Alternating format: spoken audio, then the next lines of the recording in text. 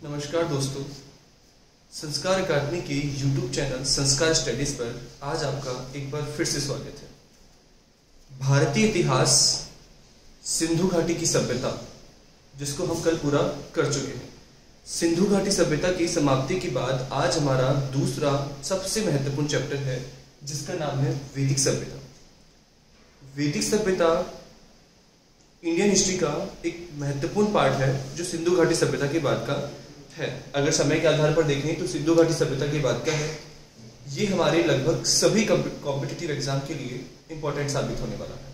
ठीक है, अगर आप रिट की तैयारी कर रहे हैं, एसएससी की तैयारी कर रहे हैं, राजस्थान पुलिस की तैयारी कर रहे हैं, पटवार की तैयारी कर रहे हैं, first GATE, second GATE, third GATE, लगभग सभी एग्जाम में वैदिक सभ्यता एक महत्वपूर्ण चैप्टर है।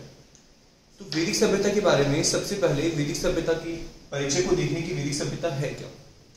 ठीक है, देखना सभ्यता जिसका नाम है सिंधु सभ्यता।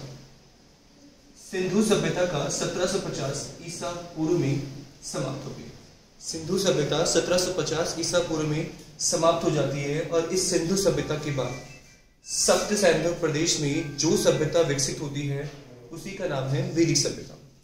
तो वैदिक सभ्यता का जो समय तय किया गया है, वैदिक सभ्यता का समय तय किया गया है 1500 ईसा पूर्व से लेकर के 600 ईसा पूर्व तक। ठीक है, ईसा पूर्व वाली कहानी हम पीछे की 2 क्लासों में समझ चुके हैं कि ईसा पूर्व है क्या। जब मैंने आपको इतिहास का इंट्रोडक्शन शुरू किया था, तभी मैंने आपको ईसा पूर्व का अंतर बता दिया था।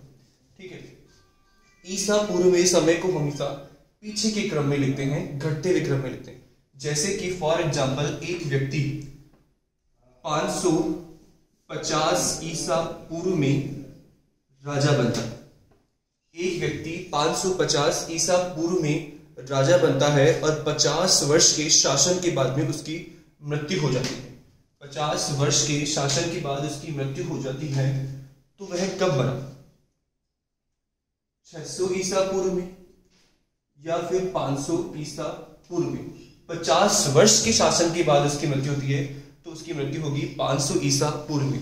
तो आपको ध्यान रखना है कि ईसा से पहले के समय को ईसा पूर्व और ईसा के बाद के समय को ईस्व कहा गया है। और वैदिक सभ्यता का समय 1500 ईसा पूर्व से 600 ईसा पूर्व है।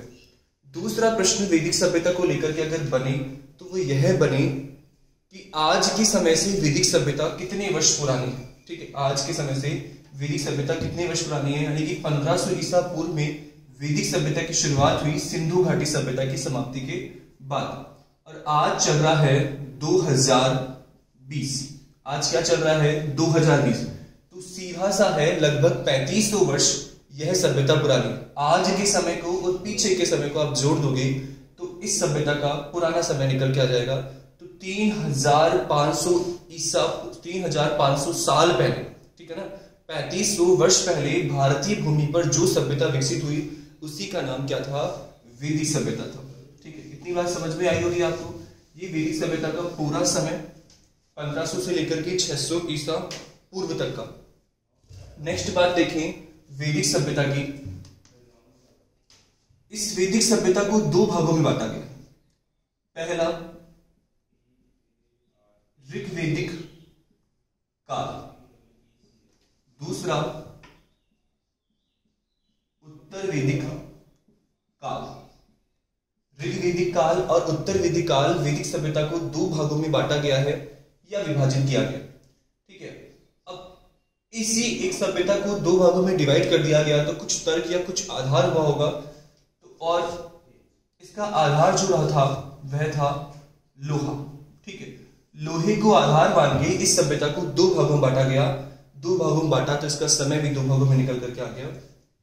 जहां ऋग्वैदिक काल का समय 1500 ईसा पूर्व से लेकर के 1000 ईसा पूर्व है। ऋग्वैदिक काल का समय 1500 ईसा पूर्व से लेकर के 1000 ईसा पूर्व है, यानी कि 500 वर्ष तक ऋग्वैदिक काल बना रहा। उत्तर वैदिक काल 1000 ईसा पूर्व से शुरू हुआ और 600 ईसा पूर्व तक बना रहा। आपके सामने समय निकल के आ गया है। संपूर्ण वैदिक सभ्यता का समय है 1500 ईसा पूर्व से 600 ईसा पूर्व। इसे 2 भागों में बांटा गया। ऋग्वैदिक काल और उत्तर वैदिक काल। ऋग्वैदिक काल का समय 1500 ईसा पूर्व से 1000 ईसा पूर्व है और उत्तर वैदिक काल का समय 1000 से लेकर के 600 ईसा पूर्व है। क्यों आवश्यकता पड़ी दोनों को बांटने की? ऐसे क्या अंतर थे जिसकी वजह से बांटना पड़ा? तो हम इन दोनों ही सभ्यता को तुलनात्मक अध्ययन करके पढ़ेंगे कि ऋग्वैदिक काल का राजनीतिक जीवन, उत्तर वैदिक काल का राजनीतिक परिवर्तन हुए। ऋग्वैदिक काल का राजनीतिक जीवन अलग था, उत्तर वैदिक काल का राजनीतिक। छोटा सा एग्जांपल दूं, जैसे कि ऋग्वैदिक काल में जो क्षेत्र था या जो राज्य था उसे जन कहा गया था। क्या कहा गया था? जन कहा गया था। उत्तर वैदिक काल में साम्राज्य का विस्तार प्रारंभ हो गया और उसे उत्तर वैदिक काल में जनपद कह दिया गया। क्या कह दिया गया? जनपद।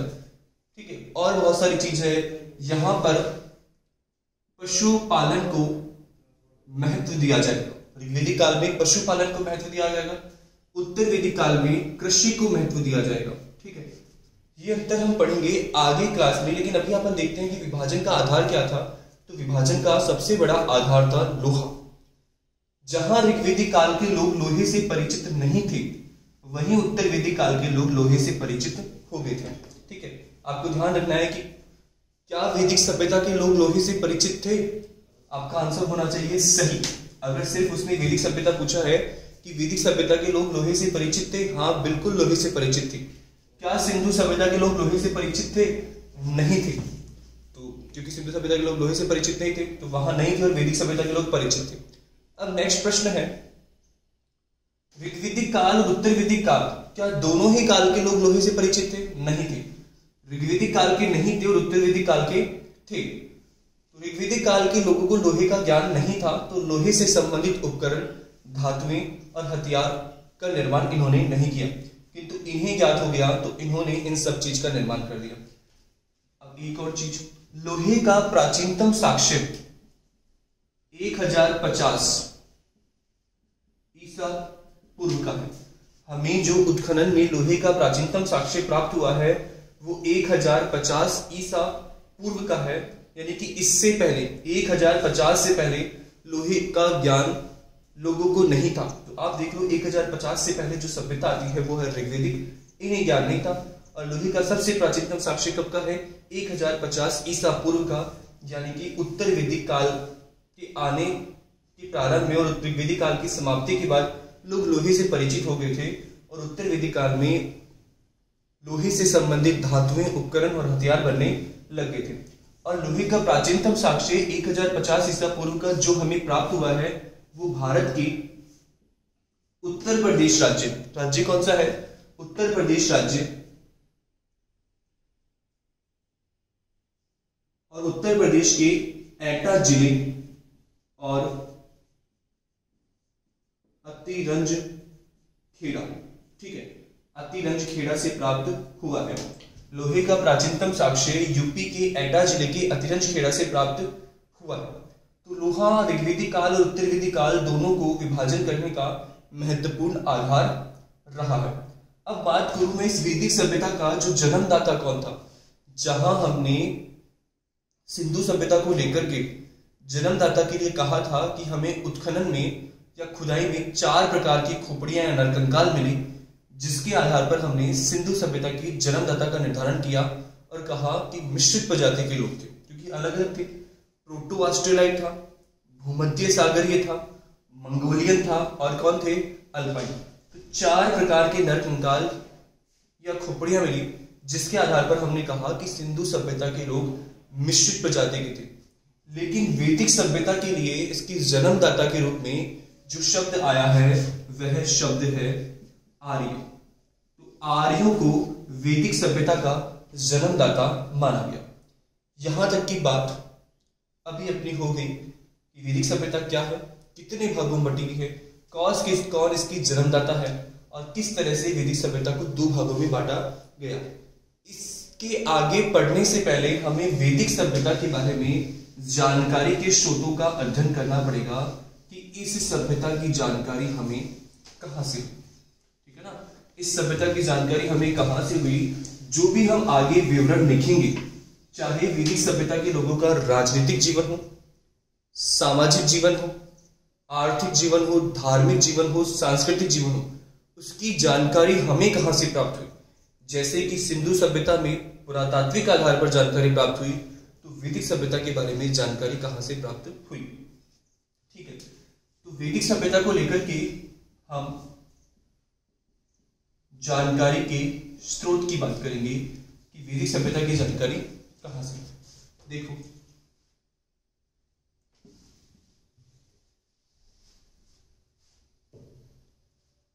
पहला पॉइंट, वैदिक साहित्य। ठीक है, और इस वैदिक साहित्य को दो भागों में बांटा गया। ठीक है, जब हमने वैदिक सभ्यता को दो भागों में बांट दिया, तो ऑब्वियसली वैदिक साहित्य को भी हमने दो भागों में बांटा। और इस वैदिक साहित्य में पहला साहित्य आ जाएगा ऋग्वैदिक साहित्य, और दूसरा साहित्य आ जाएगा उत्तर वैदिक साहित्य। ठीक है, ऋग्वैदिक काल में लिखा गया साहित्य और उत्तर वैदिक काल में लिखा गया साहित्य। तो यह भी हमें पता होना चाहिए कि कौन सा साहित्य को हम किस काल में रख सकते हैं। ऋग्वैदिक काल के साहित्य को हमने पुनः दो भागों में बांटा। एक तो हमने सीधा हमने चर्चा की वेद। ठीक है, वेदों की चर्चा की, और ये जो वेद थे वो कितने थे? 4। ऋग्वेद, यजुर्वेद, सामवेद और अथर्ववेद। ऋग्वैदिक साहित्य में पहला पॉइंट है वेद, और वेदों में कितने वेद हैं? 4। ऋग्वेद, यजुर्वेद, सामवेद और अथर्ववेद। इसके बाद ऋग्वैदिक साहित्य में दूसरे पॉइंट में हमने जिनको रखा वह है ब्राह्मण साहित्य। ठीक है, दूसरा है आरण्यक साहित्य, और तीसरा है उपनिषद। ठीक है, ब्राह्मण साहित्य, आरण्यक साहित्य और उपनिषद, ऐसे करके इन चारों को, चार हो गए हमारे पास, 1 2 3 4, इन चारों को जहां रखा गया है वह है वैदिक ऋग्वैदिक साहित्य। ठीक है, तो वेद की बात करूं, ऋग्वेद, यजुर्वेद, सामवेद, इन तीनों को संयुक्त रूप से वेद त्रय कहा गया है। क्या कहा गया है? वेद त्रय। सीधा सा प्रश्न है अपने पास, एग्जामिनर आपको पेपर में क्वेश्चन देगा और पेपर में वो लिखेगा कि निम्न में से कौन सा ग्रंथ या निम्न में से कौन सा वेद वेद त्रय में शामिल नहीं है। ठीक है, वो इस प्रकार से ऑप्शन देगा, निम्न में से कौन सा वेद वेद त्रय में शामिल नहीं है, तो ऋग्वेद है, यजुर्वेद है, सामवेद है, अथर्ववेद है। तो वहां पर अपना ऑप्शन सही हो जाएगा कौन सा? अथर्ववेद। अथर्ववेद को वेद त्रय में शामिल नहीं किया गया।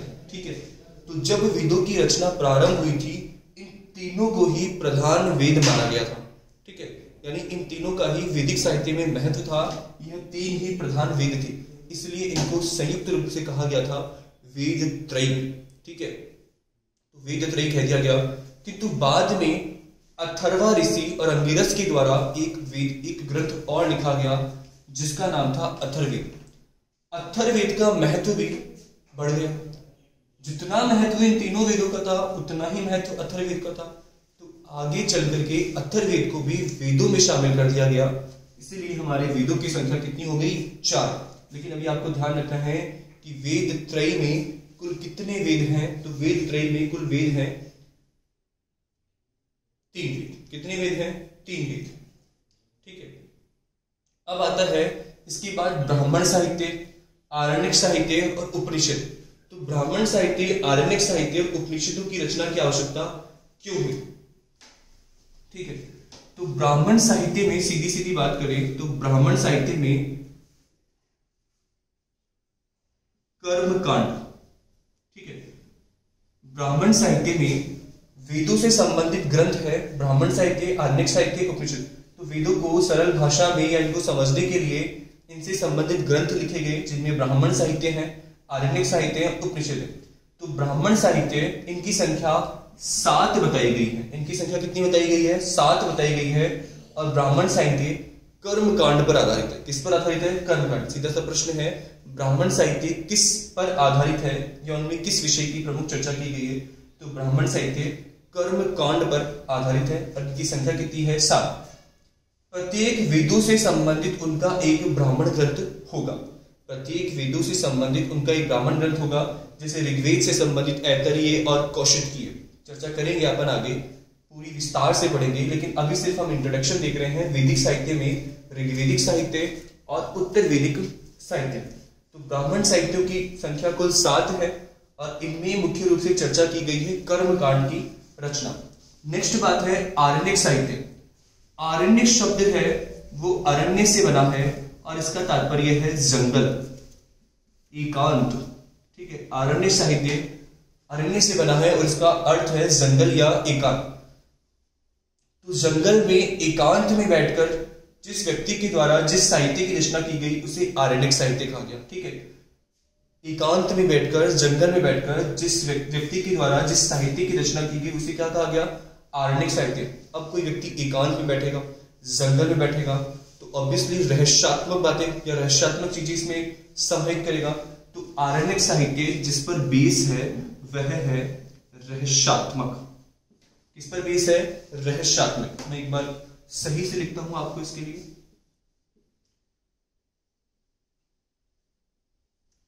ठीक है, प्रश्न बनते हैं। तो आरण्यक साहित्य में चर्चा की गई है रहस्यात्मक।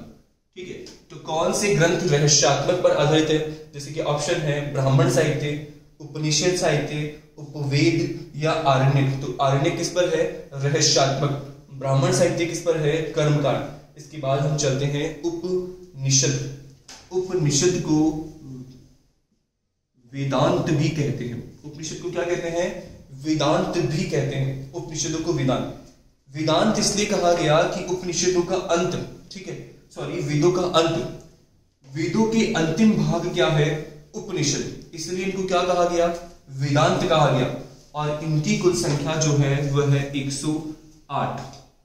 कुल कितने उपनिषद माने गए हैं? 108 उपनिषद माने गए हैं। और ये जो उपनिषद है वह आधारित है ज्ञान पर। ठीक है, उपनिषद जिस पर आधारित है वह है ज्ञान तथा दर्शन। ठीक है, दर्शन तथा ज्ञान पर। तो उपनिषदों को लेकर के सबसे महत्वपूर्ण प्रश्न तो ये है कि उपनिषद किस पर आधारित है? ज्ञान और दर्शन पर। उपनिषदों की संख्या कितनी है? 108। उपनिषदों का और अन्य नाम क्या है? वेदांत। वेदांत इसलिए कहा गया कि वेदों से संबंधित अंतिम भाग क्या है? उपनिषद। इसके बाद वेदों से संबंधित किसी चीज की रचना नहीं की गई, तो वो उपनिषद थे। और कुल कितने हैं? 108। किंतु एक व्यक्ति है जिनका नाम है शंकराचार्य। शंकराचार्य ने 12 उपनिषदों का ही महत्व बताया है। तो शंकराचार्य ने 12 उपनिषदों की ही महत्वपूर्ण चर्चा की है या उन्हें ही महत्व दिया है। 108 में से कुल कितने उपनिषदों की चर्चा की है? 12। जैसे कि ईश, कैन, कट, मुंडक, मांडुक्य, ऐतरेय, तैत्तरीय, कौशिकीय, छंदोग्य, बृहदारण्यक, प्रश्न हो गए होंगे 12। तो 12 ही हमें याद करने हैं। शंकराचार्य ने कितने उपनिषदों को महत्व दिया है? 12 उपनिषद। तो ये आपका पॉइंट था ऋग्वेदिक साहित्य। प्रश्न कैसे बनेगा? जब हम उत्तर वैदिक साहित्य पढ़ेंगे तो हम अंतर करना सीख जाएंगे कि कौन सा वैदिक साहित्य और कौन सा उत्तर वैदिक साहित्य, क्योंकि दोनों का समय ही अलग था, तो दोनों के ग्रंथ भी क्या होंगे? अलग।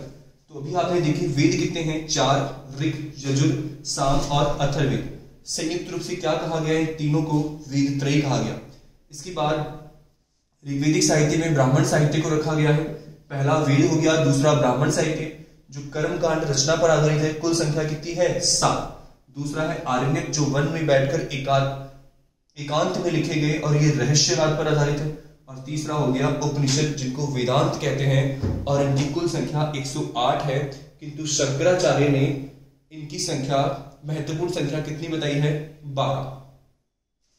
अब बात करें हम उत्तर वैदिक साहित्य। उत्तर वैदिक साहित्य स्मृति पर आधारित है। ठीक है, स्मृति पर आधारित है और इसमें भी हमने 2 चीजों को रखा है। एक तो है वेदांत और एक है उपवेद। उत्तर वैदिक साहित्य स्मृति पर आधारित है और हमने इसमें दो चीजों को रखा है, वेदांग और उपवेद। वेदों को सरल भाषा में पढ़ने के लिए वेदांग की रचना हुई है। वेदों को सरल भाषा में पढ़ने के लिए वेदांग की रचना हुई है। संख्या की बात करेंगे तो ये कितने हैं? 6। और वेदों से संबंधित इनकी प्रत्येक वेद का एक उपवेद है। जब वेद 4 है तो इनके उपवेद भी कितने होंगे? 4। ठीक है, पहले तो संख्या ही याद करनी है अपन को। वेदांगों की संख्या कितनी है? 6 और उपवेद की संख्या कितनी है? 4।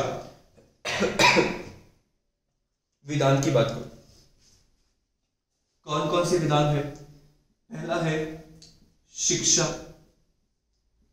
दूसरा है कल्प, तीसरा है निरुक्त, चौथा है छंद, पांचवा है ज्योतिष और छठवा है व्याकरण। ठीक है, वेदांत कुल कितने हैं? 6 बताए गए हैं और वेदों को सरल भाषा में पढ़ने के लिए, समझने के लिए किसकी रचना की गई है? वेदांगों की। और इनकी संख्या कितनी है? 6। शिक्षा, कल्प, निरुक्त, छंद, ज्योतिष और व्याकरण। लेकिन आपको यहां पर एक विशेष बात जो ध्यान में रखनी है वो ये है कि उपनिषदों को वेदांत कहते हैं। क्या कहते हैं? वेदांत कहते हैं। उपनिषदों को वेदांत कहते हैं और इन्हें क्या कहा गया है? वेदांत। तो काफी अंतर है। वेदांत तय लग रहा है, वेदों के अंतिम भाग है वो क्या है? उपनिषद है। और ये क्या है? वेदांत। शिक्षा, कल्प, निरुक्त, छंद, ज्योतिष और व्याकरण। शिक्षा स्वर और वर्ण से संबंधित है। कल्प वेदों को समझने के लिए मंत्रों को किस आधार पर पढ़ा जाए या कौन से मंत्र को किस यज्ञ में किया जाएगा उसकी बात है। निरुक्त में नियम निषेध की चर्चा है। छंद में मात्रिक ज्ञान आएगा और ज्योतिष में नक्षत्र ज्ञान आएगा और व्याकरण में भाषा से संबंधित 6 वेदांग, 6 तात्पर्य। शिक्षा स्वर और वर्ण से संबंधित है। कल मंत्रों को किस यज्ञ यानी कौन से मंत्र को किस यज्ञ से संबंधित, किस नियम संबंधित पढ़ा जाएगा। निरुक्त में नियम व निषेध की चर्चा की गई है। छंद में मात्रिक ज्ञान है। ज्योतिष में नक्षत्र ज्ञान है और व्याकरण में भाषा से संबंधित ज्ञान है।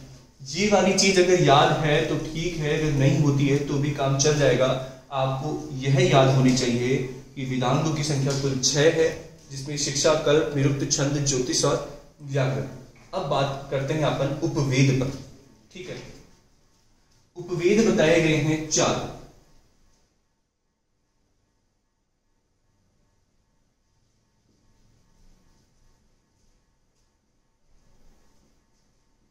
आयुर्वेद, धनुर्वेद, गंधर्ववेद और शिल्प वेद। उपवेद बताए गए हैं 4। आयुर्वेद है, धनुर्वेद है, गंधर्ववेद है और शिल्प वेद है। ठीक है, जहां 4 वेद हैं उन्हीं चारों वेदों के 4 क्या हैं? उपवेद है। ऋग्वेद का उपवेद है आयुर्वेद, पहले से पहला है। यजुर्वेद का उपवेद है धनुर्वेद। सामवेद का उपवेद है गंधर्ववेद और अथर्ववेद का उपवेद है शिल्पवेद। तो वेदों के 4 ही क्या बनाए गए हैं? उपवेद बनाए गए। तो अब ये आपके सामने सीधा सीधा वर्गीकरण हो गया है वैदिक साहित्य का कि किस साहित्य को हम ऋग्वेदिक साहित्य में रखते हैं और किस साहित्य को उत्तरवेदिक। मैंने पहले ही आपको इंट्रोडक्शन दे दिया है। ऋग्वेदिक काल और उत्तरवेदिक काल दोनों का अंतर आपके सामने स्पष्ट कर दिया है। अब जो प्रश्न बनेगा, देखो क्या बनेगा, वो सीधा सीधा कंफ्यूज करने की कोशिश करेगा आपको एग्जामिनर। तो प्रश्न डालेगा निम्न में से कौन वैदिक साहित्य में शामिल नहीं किया गया है। तो यहां देगा ब्राह्मण साहित्य, उपनिषद, आरण्यक और उपवेद। ठीक है, मैं लिखता हूं, देखो ब्राह्मण साहित्य, आरण्यक साहित्य, उपवेद, उपनिषद। 1 2 3 4 निम्न में से कौन ऋग्वेदिक साहित्य में शामिल नहीं है? तो वहां अपना कंफ्यूज होगा कि वेद वेद की चर्चा हो रही है तो उपवेद तो शायद शामिल होगा, लेकिन आपको ध्यान रखना है कि उपवेद उत्तर वैदिक साहित्य में रखा जाएगा और बाकी जो है सब ऋग्वेदिक साहित्य। तो आप इनका अंतर लिखना, वेदांग और उपवेद उत्तर वैदिक साहित्य के भाग है, ब्राह्मण साहित्य, आरण्यक साहित्य, उपनिषद और वेद ऋग्वेदिक। कहने का मतलब ये है कि जो उत्तर वैदिक काल का समय था ना, वो था 1000 से लेकर के 600 ईसा पूर्व, यानी कि ये जो दोनों ग्रंथ हैं ये इस समय में लिखे गए हैं, ठीक है ना, उत्तर वैदिक काल में लिखे गए। और ऋग्वेदिक साहित्य का जो समय था, ऋग्वेदिक काल का जो समय था वह था 1500 से लेकर के 1000 ईसा पूर्व, और ये जो साहित्य है वो कब लिखा गया है, ऋग्वेदिक काल में लिखा गया। तो आज हमने इस वैदिक सभ्यता को जानकारी के लिए हमने वैदिक साहित्य के ऊपर चर्चा की है। इसके बाद हम इस पार्ट को और इस पार्ट को, ठीक है ना, गहनता से अध्ययन करेंगे कि ऋग्वेद क्या है, ऋग्वेद में कुल कितने मंत्र हैं, ठीक है, ऋग्वेद में कौन कौन से मंडल हैं, किस मंडल में किस बात की चर्चा की है, यजुर्वेद किससे संबंधित है, सामवेद किससे संबंधित है, इन सब की विस्तार से चर्चा की जाएगी। फिर यह ब्राह्मण साहित्य के बारे में कि ऋग्वेद के कौन कौन से ब्राह्मण साहित्य हैं, यजुर्वेद के कौन से हैं, इन सभी चारों वेदों के ब्राह्मण साहित्य होंगे, आरण्यक होंगे, उपनिषद होंगे, उपवेद होंगे, इन सभी की चर्चा हम विस्तार से करेंगे और वह चर्चा करेंगे हम आगे की क्लास में। और आज हमारा जो वैदिक साहित्य का पहला चैप्टर जो इंट्रोडक्शन था वो समाप्त हुआ है।